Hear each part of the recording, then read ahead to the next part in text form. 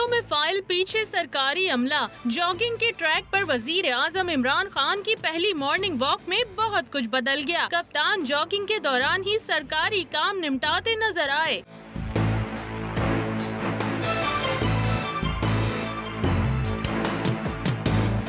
बनी गाला के बाग में इमरान खान के हाथ तस्बीह के दानों पर भी चलते रहे।